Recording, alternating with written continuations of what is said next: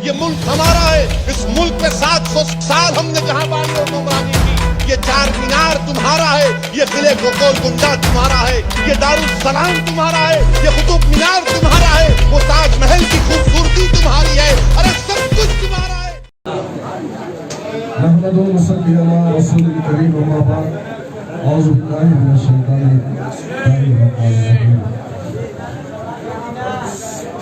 ये अल्हम्दुलिल्लाह ये अल्लाह तबारक व तआला का बेइंतहा करम है कि जो लोग ये समझ रहे थे कि मजलिस इत्तेहाद और मुस्लिमीन को यहाँ पर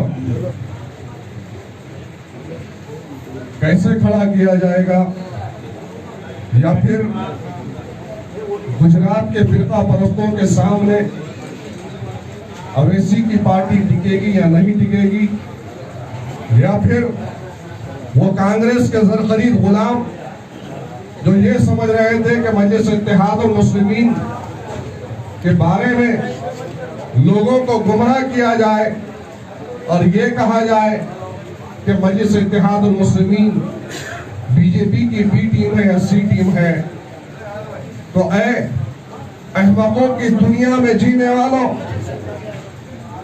अपने ख्वाब गफलत से बेदार हो जाओ और देखो अहमदाबाद के उस तारीखी जलसे तो जिसमें असदुद्दीन अवैसी साहब ने इस जलसे के जरिए से अहमदाबाद के गयूर मुसलमानों के दिलों को जितोड़ा, और फिर वो एक तारीखी जलसा जिसमें सरों का समंदर नजर आ रहा था। वहां जलसे तो बहुत हुए, मोदी का हुआ, शाह का हुआ, कांग्रेस के कई नेताओं का हुआ, लेकिन जिस तरीके का जलसा असदुद्दीन अवैसी साहब का हुआ, वो जलसेगाह, वो मैदान, वो कम दामनी का इजहार कर रहा था। और आज देखने वाले देख रहे हैं कि हजारों की तादाद में मजलिस इत्तेहाद और मुस्लिमीन के दफ्तर पर आज यहाँ पर लोग ज्वाइन हो रहे हैं। मैं मजलिस की जानिब से, साबिर साहब की जानिब से, हमारे हमीद साहब की जानिब से, मजलिस जिम्मेदारान की जानिब से बहरामपुर के गयूर मुसलमानों को सलाम करता हूँ कि ऐ नौजवानों, तुमने एक सही वक्त पर सही फैसला लिया है और ये वक्त फैसला लेने का है। और जब जहां कहीं पर भी आप जाओगे तो जहां आप रहते हो, न सिर्फ बहरामपुरा में बल्कि उसके आसपास जमालपुरा हो या अहमदाबाद हो या आपके कई रिश्तेदार कहीं पर भी रहते हो गुजरात की सरजमीन पर, तो आपको असदुद्दीन ओवैसी का पैगाम पहुंचाना है। और वो पैगाम क्या है? कलमे ला इलाहा इल्लल्लाह मोहम्मद रसूलुल्लाह की बुनियाद पर आपको इत्तेहाद होना। और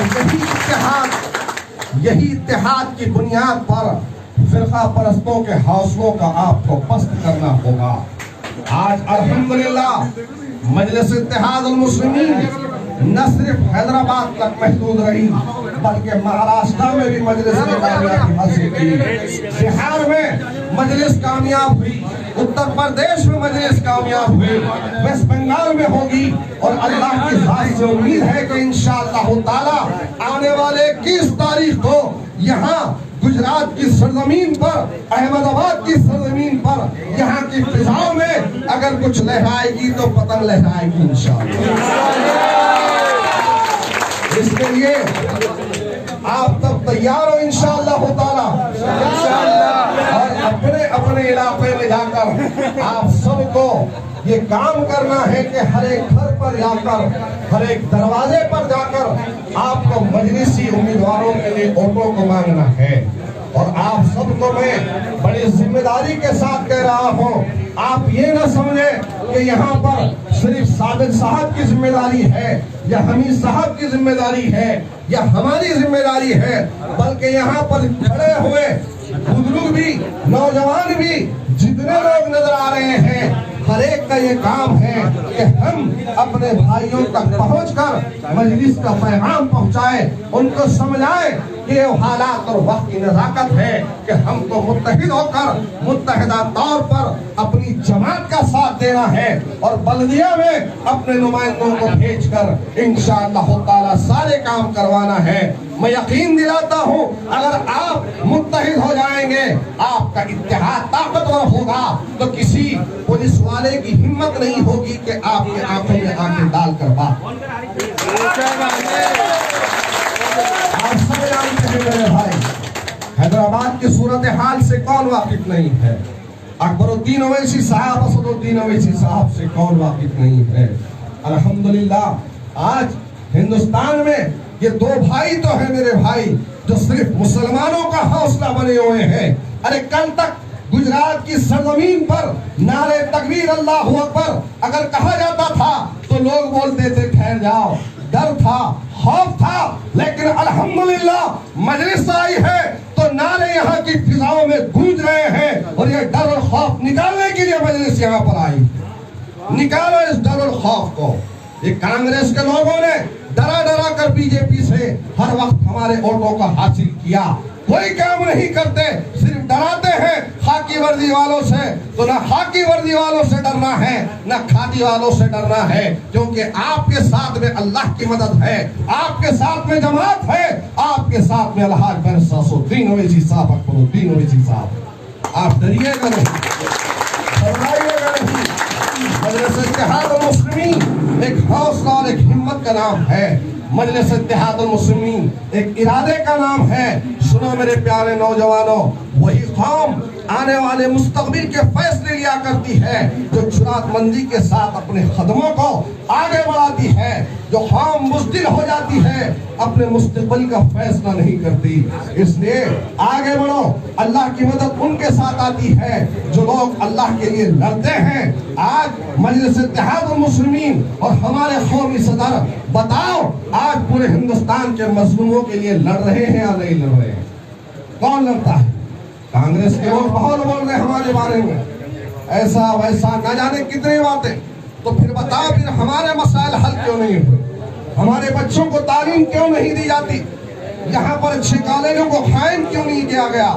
यहाँ पर यही आपके नदी के पास में जितना फ्रंट रिवर बना हुआ है, अगर हमारा इलाका आता है तो वहाँ पर कोई तरक्की नहीं, कोई गार्डन नहीं, ना चलने के लिए ना साइकिलों का रास्ता बनाया गया, ना तफरीगाह है। और वही अगर दूसरी जानिब देखें, दूसरे अगर इलाके लगते हैं तो वहाँ पर सब। हमने तो आज तक कांग्रेस को ओढ़ दिया था, मुसलमानों ने यह सोच कर दिया था कि हम बीजेपी ऐसी फिरका पर जमात के साथ नहीं जाते, लेकिन उसका बदले में हमको क्या मिला?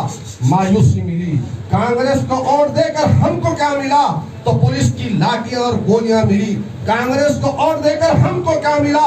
तो लॉकडाउन में सबसे ज्यादा हमको सताया गया। कांग्रेस को वोट देकर हमको कुछ मिला तो हमारे बच्चों को फसादात मिले, फसादात के नाम पर जेलों की सलाखें मिली, हमारी बस्तियों में आगजनी हुई, हमारा खून हुआ, कत्ल हुआ। कांग्रेस को हमने वोट दिया तो हमारे इस इलाकों के अंदर कचरे का अंबार मिला दिया, हमने वोट दिया कांग्रेस को तो आज हमको कॉर्पोरेशन का पानी नहीं मिलता। बोर खोदते हैं तो उसको भी खोदने नहीं देते। आज कांग्रेस की देन है। ये बर्बादी के अगर कोई जिम्मेदार है तो कांग्रेस पार्टी है। तो सुनो, आज मजलिस इत्तेहाद मुस्लिमीन आपसे चंदा मांगने नहीं आई है, मजलिस आपसे रोटी मांगने नहीं आई है, बल्कि मजलिस आई है। तो हम चाहते हैं कि जिस हिम्मत हौसले के साथ में हैदराबाद में एक लीडरशिप है, वैसी लीडरशिप यहाँ पर कायम हो। यहाँ पर आप जीत के आए, ऐवान बल्दिया में जाए और आपके मसाइल हल हो। और ये तभी मुमकिन होगा जब आप पार्लिमानी जमहूरियत के अंदर अपनी सियासी ताकत के जरिए से ऐवान में जाकर अपने मसाइल को हल करेंगे। वाक़िअ दावाना अल्हम्दुलिल्लाह रब्बिल आलमीन।